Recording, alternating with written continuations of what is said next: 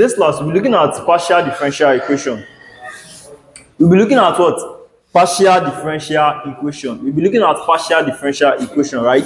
Under partial differential equation, we'll be looking at wave equation, heat equation, Laplacian equation, and Poisson equation. But for today's class, we are interested in these two.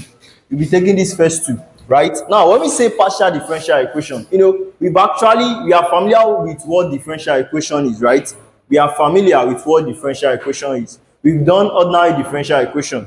But in this case, we are doing partial differential equation, meaning that given a question under these equations, you want to solve a particular question, you implement partial differential equation, right? Now, let's take it back to differentiation. In differentiation, me having something of this nature, say I'm having f of x, giving f as a function of x and z. In this case, my derivative in this case, what do I have? The partial derivative of f with respect to x and what? The partial derivative of f with respect to what? Z. This is what partial derivative means. So that's what we are actually doing here also, right? Now, not to waste much of our time going into what partial differential equation means, let's take this first one, which is wave equation. Now, when we say wave equation is a second order partial differential equation. Wave equation is a second order partial differential equation used to model the motion of a vibrating system, right? Now, this is how it works. When we did structural mechanics there, we said we'll be given a beam, and given this beam, we can calculate the deflection at any span of this beam. But how do you go about it? I would have generalized a particular equation, meaning my deflection equation. Then, say I want to calculate the slope at 2 meter, 3 meter, 4 meter. What do? I substitute into this deflection equation I've generalized. So that's what we're also saying here. By wave equation, you want to have a particular equation, meaning you want to model an equation. Me modeling that equation, then wherever I want to get wave for a given span, then I substitute the value of x there, right? But before we go deep into what wave equation is, we are familiar with the word wave. When we say wave equation, just like the name implies, wave. Let's take it back to our secondary school days when we did wave. By definition, what is wave? A wave is a disturbance that transfers energy through medium without causing, from one point to another point, without causing any permanent displacement of the medium, right? So that's what we're also saying. So in this case, let's say wave equation. I said we'll be taking the first one, which is what? Wave equation, right? Now, this is how we write wave equation. Generally, this is how we write wave equation. The square u over the x square is equals to 1 over c square, the square u over the t square, right? This is the, is this a partial differential equation or total differential equation? Partial differential equation. The way we symbolize total differentials and partial, or you say ordinary differentials and partial differential, is that my derivative is represented in this manner, right? Then for ordinary, what do I have? I have dy over dx. So meaning the definition I gave earlier, I said wave equation is a second order partial differential equation. Wave equation is a second order partial differential equation used to model the motion of a vibrating system. So this is the equation we are referring to. And if you observe this equation, this is a second order partial differential equation. What's the idea of second order? Meaning the leading coefficient, it is what? 2. If I'm having 3 here, meaning third order partial differential equation, right? Now, to understand what this concept means very well, to understand this concept better, we are going to do a practical illustration. We are going to do a practical explanation. With that practical explanation, I will give a practical illustration. Now, let's say we have a guitar, or you say you have a string. I want to explain what the definition says now. Word for word, I want to explain what the definition says. Let me repeat myself. I said wave equation is a second partial differential equation used to model the motion of a vibrating system. Keyword from that definition is what? Motion of a vibrating system. Meaning from that definition, we are referring to a vibrating system. This vibrating system, what am I interested in it? The motion of this vibrating system. How do I get the equation of this model? I'm going to use this very equation to model the equation. Now, to give a practical illustration to that, let's say we have a string. We all know what we call string. Our string in the guitar, right? You observe that if you when you apply a force to the string, when you apply the force, of course, vibration will occur, right? Now, let's say this vibration is taking the time for this vibration to elapse, meaning the time for this vibration to finish is taking 5 seconds.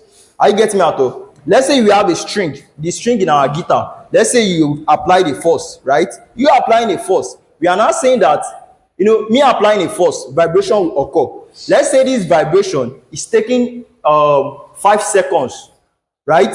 You agree with me that the vibration at 2 seconds will be different from that of 3 seconds and that of 5 seconds, right? So I'm interested in knowing the motion.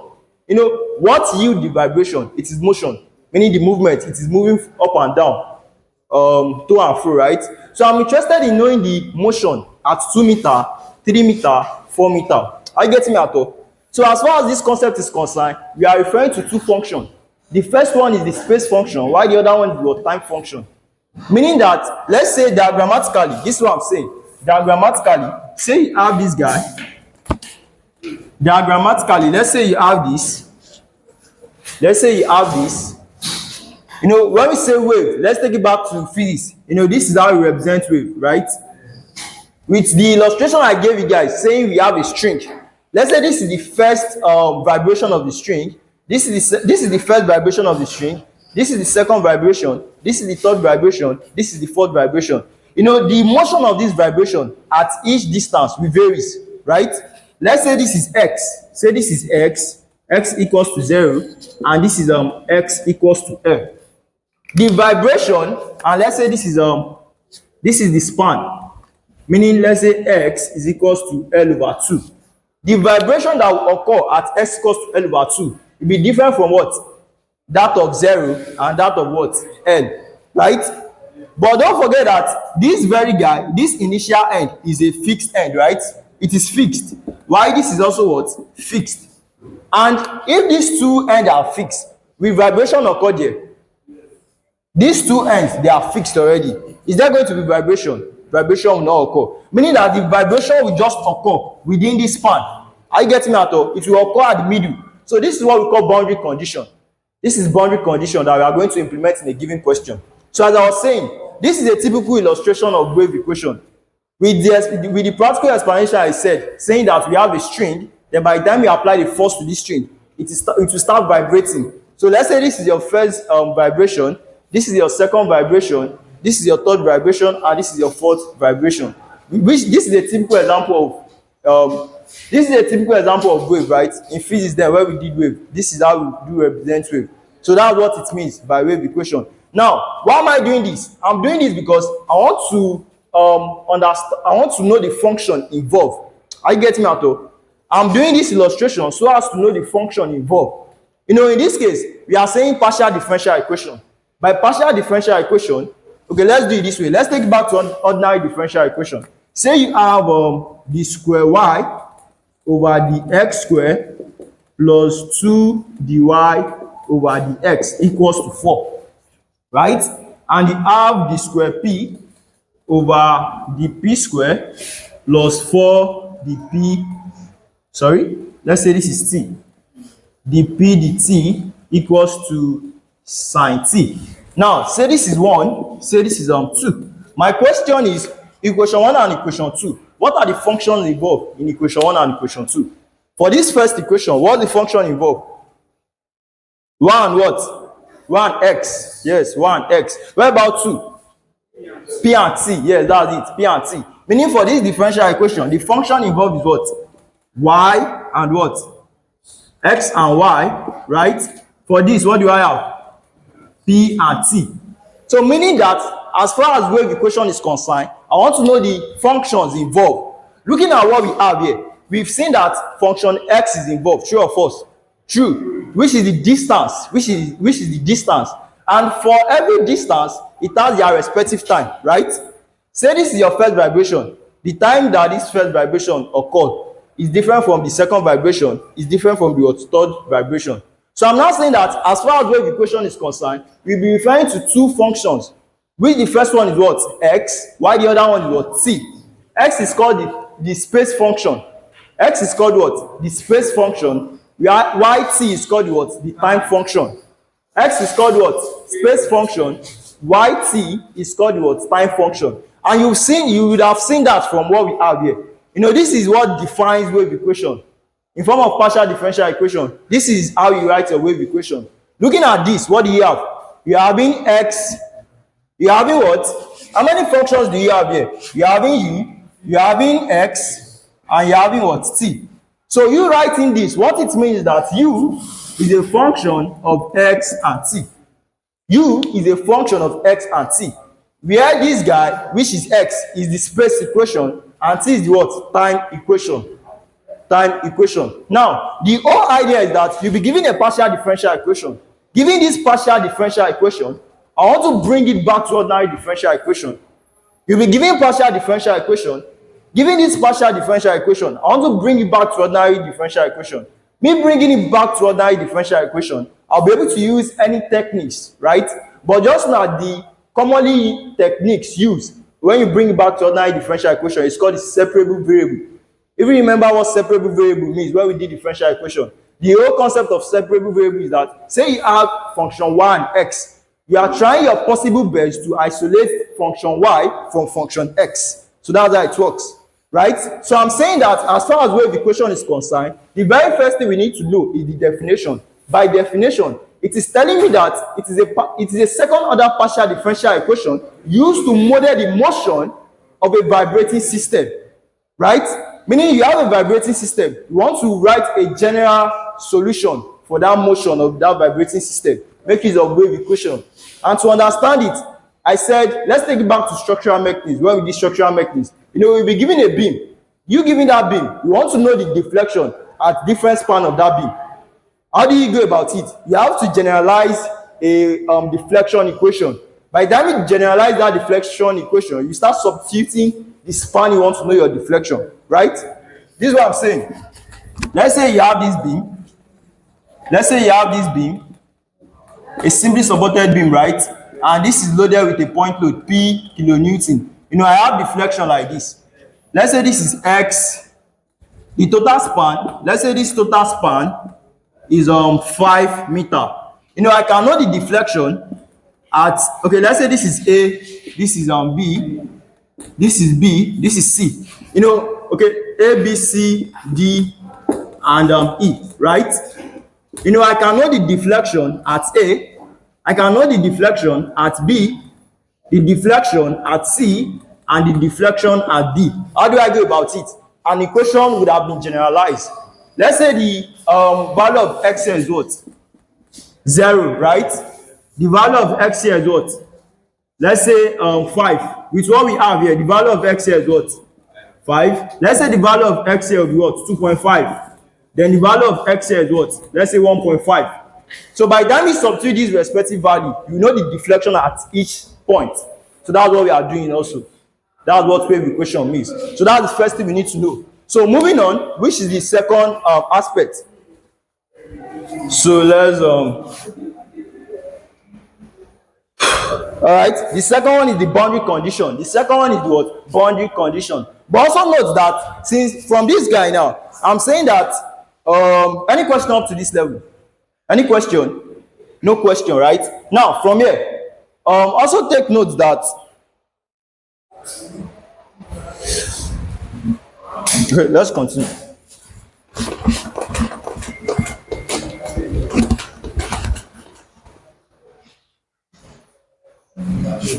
Okay, yeah, I remember. Now from here, this is what I wanted to say. I said now from here, up to, no, any question? No question, right? Now this is it. From here, we said vibrating system, right? Motion. All I want to be doing as far as this topic is concerned is that I want to model an equation for the motion that's occurred in a vibrating system, right? Now, and I said also that this partial differential equation, you convert it to what? You convert this partial differential equation to what? Ordinary differential equation. You converting it to ordinary differential equation, say we have something of this nature. For your differential equation, a function must have been differentiated, right? That's the whole idea of differential equation. You'll be given a differential equation. Why am I giving this differential equation? I'm giving this differential equation because I want to know the function that has been differentiated. True or false? True. Now, say you have this differential equation. Me giving this differential equation, what is the function that I want to know? I want to know y function, right? Are you getting that up? Given this differential equation, What's the function that has been differentiated? Y. Similarly, what's the function that has been differentiated here? P. Right? Are you getting me? Now, in this case, now, since I said from this guy, say this is equation 1. Say this is equation 1. If this is equation 1, your equation 2 will be in ordinary differential form. Hope I'm communicating. You know, equation 1 is in what? Partial differential form. By the time we bring equation 1 to equation 2, meaning ordinary differential form, you bringing it back to ordinary differential form. You want to know the x function, right? I want to know the t function. But take note that this s function must satisfy your wave equation. Why must it satisfy your wave equation? Because we've seen that for this vibration, we have these two functions representing it. So to justify that wave has occurred or vibration has occurred, your x function must be represented as a wave equation, right? And your t function must also be expressed as what? A wave equation. Now take note that wave equation, the equation for wave, are always expressed in terms of sines and cosine, right? Wave equation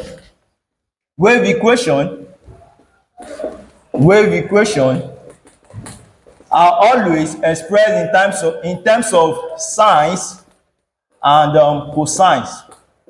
Meaning that if x function is not expressed as sines or cosine, then that's not a wave equation. Are you getting me at all? If this x function is not expressed as sine or cosine, it is not a wave equation. Similarly, if t is not expressed in terms of sine and cosine, it is not a wave equation. So we are generalizing it that if these two functions is involved for this vibration, at the end, there must be a function of what? Sines and cosine. So that's what we are saying. But we are going to see how it works. Right? Now, having taken down the definition, number two point, boundary condition. By boundary condition, you can write boundary condition. Under boundary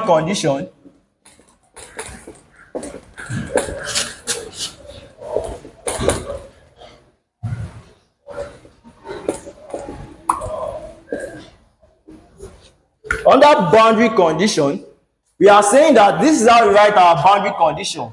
U as a function of x, t, it implies for your first boundary condition, you have u being 0, t equals to 0. Your second boundary condition, you have it as this. Right? This is telling you that there is no vibration at the fixed end. There is no vibration at the fixed end. Are you getting me? With this graphical explanation, this is your first end, which is the initial point. This is your last end, right?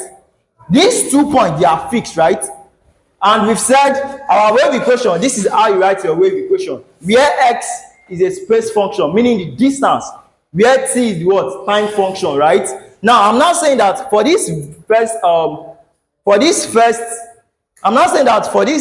fixed point, this is how you write it. Meaning when x is equals to 0, you have what? 0. Meaning that vibration does not occur at x equals to 0. That's why you have 0.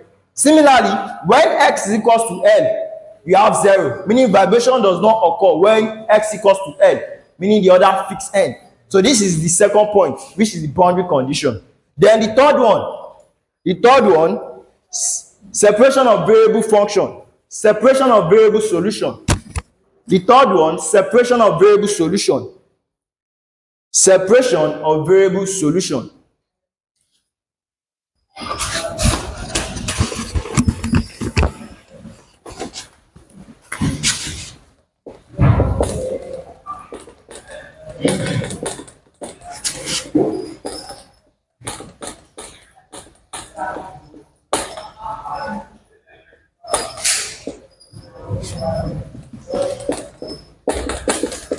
Now, when we say separation of variable solution, this is taking us back to what I said. You know, I said this partial differential equation, this is just your first equation. Your equation 2 will be in form of what? Ordinary differential equation.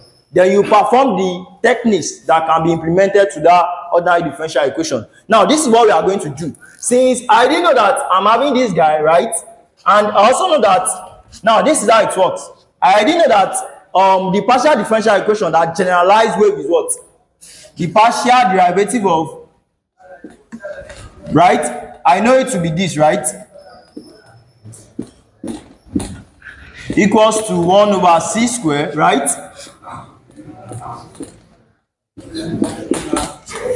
Right? Now from here, I also know that u is a function of what? X and t, right? Now, say this is equation 1, which is our partial differential equation. This partial differential equation, we want to change it to what? Ordinary differential equation. You changing it to ordinary differential equation, what you are going to do is that from this function, which is u equals to xt, you are going to get your second partial differential equation. Then you substitute it into what you have here. Now let's do that. From this equation 1, what was my first differential term? I'm having the second partial derivative of u with respect to x. That's the first one. The other one is what? The second partial derivative of u with respect to t. Right? Now from this, let's get this out. The first one, partial derivative of u with respect to x. What do I have? Partial derivative of u with respect to x. What do I have? By partial derivative, differentiate the x function, then multiply by t. Now, if you differentiate the x function, what do you have? You can take it as x prime, right? Take it as x prime. So, this guy is saying x prime multiplying t. Do you agree with me? X prime multiplying t. Are you getting me at all? I'm having u equals to x multiplying t. I want to differentiate the partial derivative of u with respect to x. Meaning, I'm interested in the x function. Just differentiate the x function, then multiply by t. If I'm having xt, by the time you differentiate x function, you're having x prime, right? X prime multiplying by this, you have this. Now, let's get the other one. The second partial derivative of u with respect to x. That becomes what? X prime prime multiplying t, right? This is for x function. Now, for t function, meaning the partial derivative of u with respect to t, what do I have? X t prime, right? The second derivative becomes what? The second derivative becomes what? Xt prime prime. Meaning from this partial differential equation, I didn't know my two unknowns. This is the first one and this is the second one. What do I do? Substitute. Substituting values, it becomes what? X prime prime multiplying t, right? Equating that to what? 1 over c squared multiplying xt prime prime. Right? Now, this is the ordinary differential equation we are saying. From partial differential equation, we converted it to what? Ordinary differential equation. By ordinary differential equation, we want to isolate the function of x from t. Right? We want to isolate the function of x from t. We are isolating the function of x from t. Then I have something of this nature. X prime prime, all divided by x, equals to 1 over c squared, multiplying t prime prime, all divided by t. True or false? Do you agree with me? This is the first one. This is the first one, which is the partial differential equation. This is the second one, which is the ordinary differential equation. Any question on this? Any question on how I got this? Now, from here, what I did was that I only separated function of x from function of t. By the time this x comes to this side, you have x prime prime over x. Meaning multiply both sides by 1 over x. Multiply both sides by 1 over x, you have this. Once you've gotten your answer, multiply both sides by 1 over t also, you get this. Any question? No question. So from this ordinary differential equation,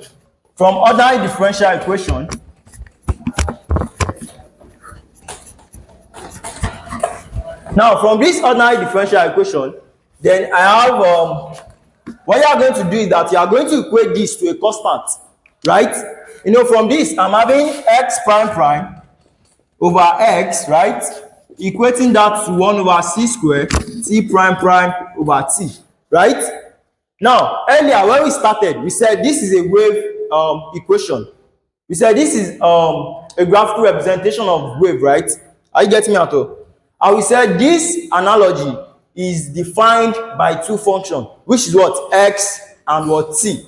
Meaning from what you have here, you want to know function x, and you also want to know what? Function t. Are you getting me at all? From what we have here, we want to know function x, and we also want to know what? Function t. Right? Now, how it works is that up to this level, you are going to equate this to a constant. You are going to equate it to a what? Constant.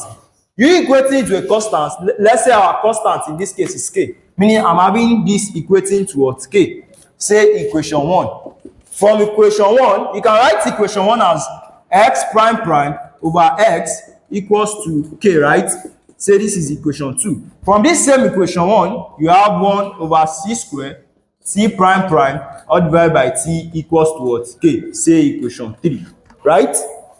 Any question? From equation 1, you have equation 2 and equation 3, right? You have question? Do you agree with me? So let's continue. Now, from what we have here,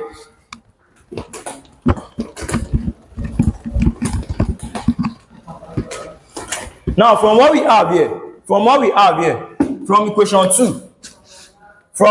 2, I'm having x prime prime over x equating that to k. Now cross multiply.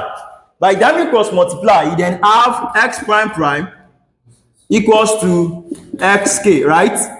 Bringing xk to the other side, what do you have? X prime prime minus, let's say kx, right? Equals to what? 0. Any question on that? Let's call this equation 3. The same way we got, okay, equation 4. You know, we got equation 4 from equation 2, right? We got equation 4 from equation 2. The same way we got equation 4 from equation 2, we want to get equation 5 from equation 3. Meaning, by doing that, I then have, meaning cross multiply also. Okay, let me write it here. Meaning, by the time you multiply this, what do you have? T prime prime, right? All divided by what? C squared multiplying t, equating that to what? K. Cross multiply, right? It becomes what? T prime prime equals to c squared multiplying t multiplying k. Bringing this to the other side, I then have t prime prime minus c squared multiplying t multiplying k equals to 0. Right? Now, from here, given this wave function or given this wave representation, what am I interested in? I'm interested in knowing the space function, and I'm interested in knowing the what? Time function. Our space function is represented by what? X function. Our time function is represented by what? T function. Now, up to this, you know, this is ordinary differential equation. From this ordinary differential equation, what function will I get? Is it function x or function t? From equation 4, what function will I get? Is it x or t? X. I will get x, right? Meaning, from equation 4, I'm going to get function x, right? From equation 5, let's say this is equation 5. From equation 5, what function will I get? Function t, meaning I'm going to get function t. But we said, you know, x and t, they are representing your wave equation, right? But we said wave equation must be what? For equation to satisfy a wave equation, there must be in what? Sines and cosine. There must be in form of what? Sines and cosine. Meaning equation 4 must be in sine form and cosine form, while equation 5 must also be in what? Sine form and cosine form. Sine form and cosine form. Not just sine form and cosine form. There's there's a theoretical explanation behind that, right? Now, from here, how do we now get these sines and cosine form? Now, when I say sines and cosine form, this is what I'm saying. By sines and cosine form, I'm saying that I'll be having my equation in form of y equals to a sine, all into brackets, nx plus b, okay? Y equals to a cos nx plus b sine nx, right? This is what I'm saying by cosine and sines equation. So meaning from here, I didn't know that function x must be in form of what? Sines and cosine, meaning equation of this nature, right? Similarly, function t must also be in what? Sines and cosine, meaning equation of this nature. Now, how do we get that? You get that by substituting value of k different times, meaning you have different cases of k, right? Just take note that from what we have there, I'm having x prime prime minus kx equals to what? 0. Now, you are going to substitute k for different value, meaning k will be substituted for different value. But just know that the value of k that will give you a wave equation is when k is less than 0. Are you getting me? From what we have here, you already know that this equation must be in what? Sines and cosine. If they are in sines and cosine, what do you have? A wave equation. Similarly for what? The t function. I'm not saying that how it works is that you are going to substitute k for different value, meaning when k is equals to 0, when k is greater than 0, when k is less than what? 0, right? But for your wave equation, the value of k that will give you a wave equation is when k is less than 0. When k is less than 0. When k is equals to 0, you have a linear equation. When k is greater than 0, you have an exponential equation, right? When k is less than 0, you have a wave equation. So this is what I'm saying. Let's tabulate that. Let's just to understand what I'm saying. So let's say this is value of k. This is k value. This is the equation. This is the oscillation, right? By wave equation, oscillation must occur, right? By wave equation, oscillation must what? Occur. Now, when k is equals to 0, you have a linear equation. By linear equation, you are having ax plus b.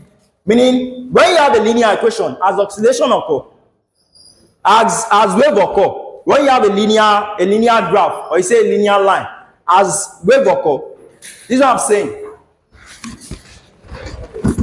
This is what I'm saying.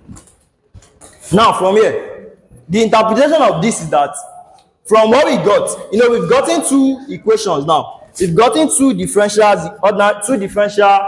ordinary differential equation, right? The first one is what? X prime prime minus what?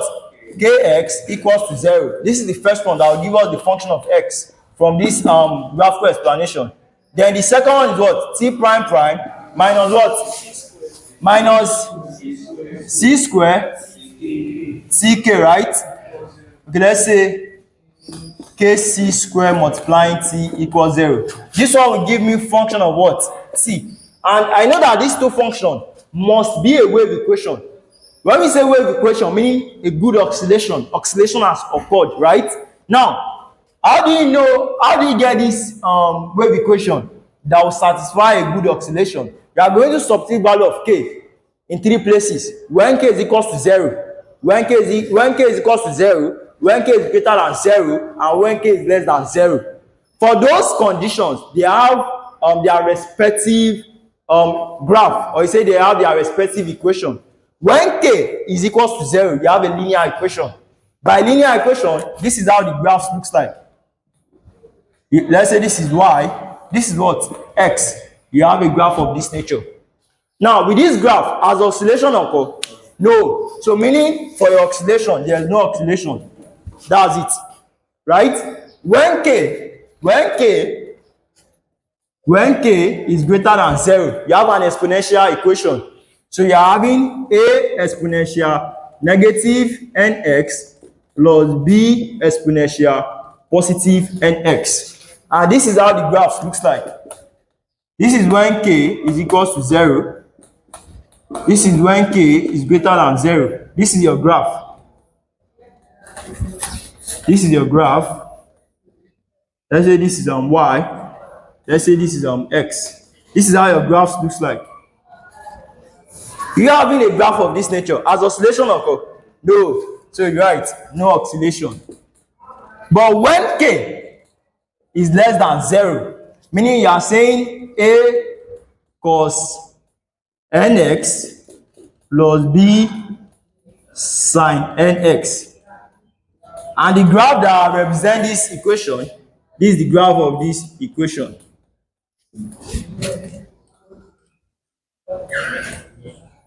With this, as oscillation occur, oscillation has occurred. So meaning you have oscillation. So we are saying that for oscillation to occur, k must be less than 0, right? If k is less than 0, you have a good oscillation.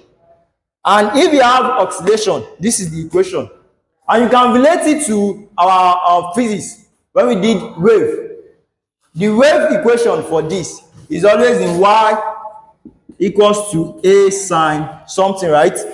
When we did wave in secondary school, we should recall that, or remember that our wave equation, we have it as y equals to a sine 2 pi over n open bracket st minus w, right? So that's what it means. Any questions so far? No question. For this first one, we already know that k, we are going to substitute k less than 0, right? With substituting k less than 0, what it means is that k is equals to negative p square. K is equals to what? Negative p square. Meaning by the time you assume any value of p greater than 0, by the time you substitute it, you still have it lesser than 0. Are you getting me at all? So when we say k is less than 0, it implies that k is equals to negative p square, right? Assume p, okay, let's say p is equals to 1. By the time you put 1 equals to this, you still have what? Negative 1. Let's say p is equals to 2. By the time you substitute 2, what do you have? Negative 4. So meaning this is the condition when we say less than what? 0. So meaning that if k is less than 0, anywhere I see k into this differential equation, what do I put? Negative p. Meaning I'm having x prime prime negative, all into bracket, negative p square multiplying x equals to what? 0. This becomes what? X prime prime plus p square multiplying x equals to what? 0. For this differential equation, okay, this is for x function. For the next function, which is t, what do we have? T prime prime minus what? C square what? Minus what? C square t k, okay, equals to 0. Same idea, substitute k equals to negative p square, meaning t prime prime minus c square multiplying t all into bracket t p square equating that to what? 0. This becomes what? T prime prime plus p square c square t equals to what? 0. And we already know that, from here I'm going to get function x, right? And from here I'll get what? Function c. And I know that these two functions must be a sine and what? Cosine function. Must be a what? Sine and cosine function. So in this case, your x function is equals to a cos px plus b sine px. Meaning that whenever we see a differential equation of this nature, this is the general solution. Just know that each differential equation has their general solution, right? Now, let's say you want to write this as dy dx. You would have written this as what? D square y over dx square, right? Plus p square multiplying dy over dx equals to what? 0. Let's say we are giving this guy in differential equation form. In differential equation, I get me out of. Let's say we are giving this, like ordinarily we are just giving this. The question says that solve this. We solving this, what does it mean? It means I want to know the function that has been differentiated. You knowing the function that has been differentiated, this is what you have. This is what you are going to have. So just know that every differential equation has their general solution. So for differential equation of this nature, this is the general solution. Doing comparison with what we have here, meaning you also have something similar to this, right? You also have something similar to this. Or you are not getting what I'm saying? Looking at this differential equation with what we have here, is there any difference? The difference here is that this is a function of x, while the other one is a function of what? T. And we said if this can be equals to this, observe that what you have here, that's your angle, right? In this case, I'm having p square x. My angle becomes what? Px. Meaning, what's my angle here? P square c square t, right? But you are not taking the square, you are just taking the variable alone. Meaning in this case, my angle becomes what? PCT. So from here, it means that t as a function is equals to c, right? I used a and b here. So this place, I have c. C what? C cos PCT plus what? D sine all into bracket PCT. Meaning that this is x function and this is what? T function. If this is x function, this is t function. What do we say that x function is? The space what? The space variable, or you say the space function. Where this is what? The time function. Meaning you can come back to this graphical illustration. Meaning that u as a function of t, u as a function of xt is equals to what we have. Substitute a all into bracket cos px, right, plus b sine all into bracket px, right, multiplying what? Multiplying this c all into bracket cos pct, right, plus d sine p multiplying c multiplying t. You know, earlier we've said this guy is still the same thing as saying x multiplying t, right? And we've gotten x as this, then we've gotten t to be this. So that's it. Meaning from here, your next step is to find a, b, c, d. Once you've known the value of a, b, c, d, then you substitute those values into this equation, and this becomes your general wave equation given any question, right? But take note that c multiplying p is the same thing as what? Lambda. C multiplying p is the same thing as what? Lambda. In this case, let's make p the subject of the formula. Let's make what? P the subject of the formula. By the time you make p the subject of the formula, what do you have? From what we have here, what do we have? Right? I'm having that p is equals to lambda all divided by c.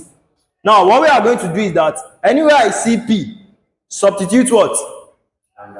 Anywhere I see p, substitute what? Substitute lambda over c. Anywhere I see p, substitute lambda over c. Or better still, you can just say that this, you know, p equals to lambda over c can still be a constant. Are you getting me? From what we have here, I said, take note that c multiplying p is equals to what? Lambda. Make p the subject of the formula. What do you have? Lambda over c. Lambda over c is still a constant, right?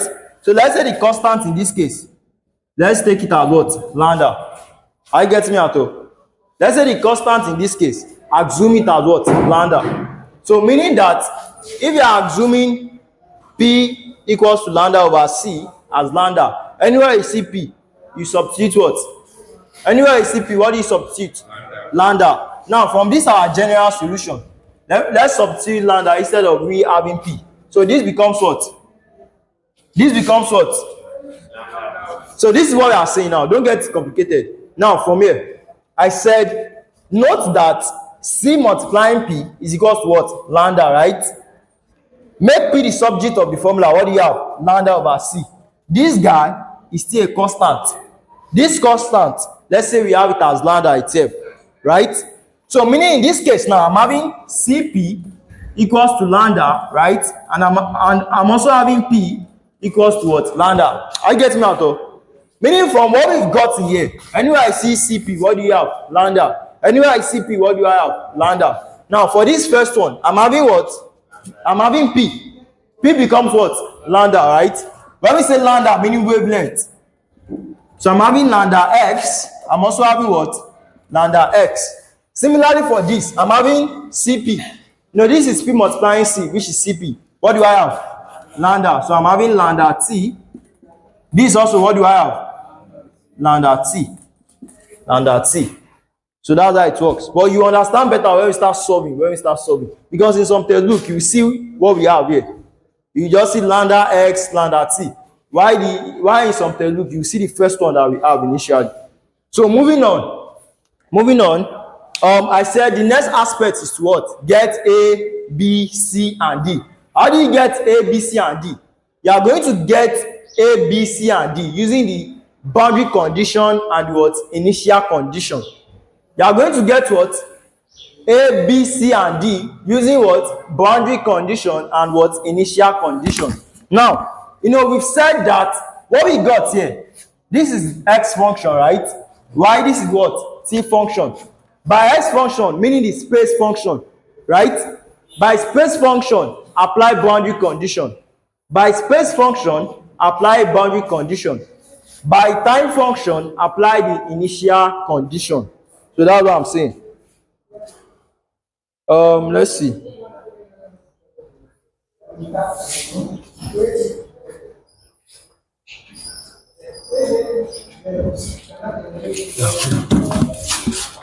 Okay, now let's continue.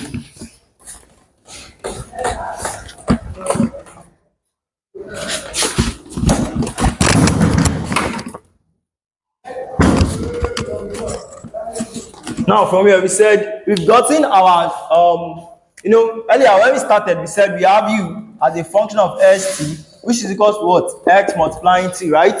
And we've gotten x, we've gotten t, right? So meaning I have u all into bracket x multiplying t, equating that to this is x and this is what? T. So let's write this. Then what do I have?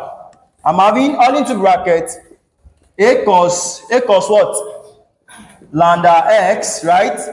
Plus b sine lambda x, right? Multiplying what? C cos lambda t plus what? D sine lambda t, right? Now in this case, I want to know a, b, c, and d. How do you know a, b, c, and d? This first one, we got this from, this is x. This is for x, and this is for what? T. Let's say this is equation 1. Let's say this is equation 2. Doing comparison, x is what? Doing comparison, this first one, we have it as what? X. While this second one, we have it as what? T. When we say x, meaning the space function, right? When we say t, meaning what? The time function. Back to the explanation I gave you guys here. Our x represent what? Distance. Our x represent the distance, meaning boundary condition. And we've said we have two boundary conditions. The first one is what? The first boundary condition is me saying u all into bracket 0 t is equal to what? 0. Then the other one is what? L comma t is equal to 0. Meaning you are going to apply this first boundary condition to your space function. You are going to apply this first boundary condition. It is for my space function I'm having a and b. So to get a and b, how it works is that you are going to get a first, applying the first boundary condition, right? Then how do you get your b? You get b applying the second boundary condition. Meaning from you applying this, you have a and b. Sorry, a and b. By the time you get a and b, you obtain your engine values and engine function. You obtain your what? Engine value. You obtain your engine value. You obtain your engine values and what? Engine functions. By the time you get your engine values and engine function, you'll be left with C and D. Right? The task is that I want to know A, B, C, D. But with these two boundary conditions, you are just going to know A and B. Right? By the time you know A and B, you obtain engine values and engine function. From this engine value and engine function, you'll be left with C and D. Then apply initial condition. By the time you apply initial condition,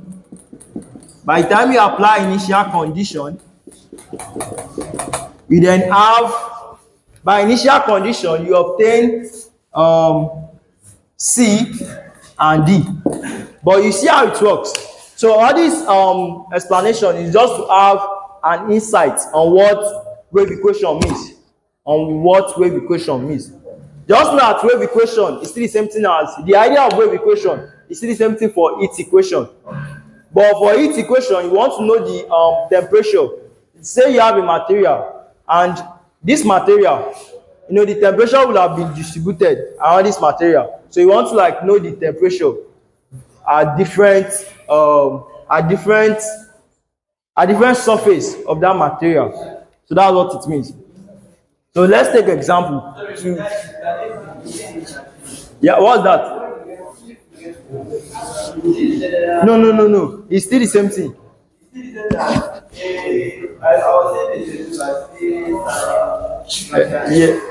When we get there, you see what I'm saying. But just note that your wave equation, this is wave equation. This is wave equation, right? Your heat equation in partial differential form. This is how we write it. The difference is, in this case, the function of t. The function of t is what? The square u over the t square. But for heat equation, you have it as the square u over the x square equals to 1 over c square multiplying the u. Sorry, this is c. 1 over c multiplying the u over the t. So that's the difference. This is heat equation, this is wave equation. So it's still the same idea, But all we've done to understand it better, let's take 2 examples. The first one on wave, while the other one on what? Heat. So with that example, we are going to see how we can obtain A, B, C, and D. Then our final model equation. But also take note that when we say initial condition, by initial condition, are these are we together?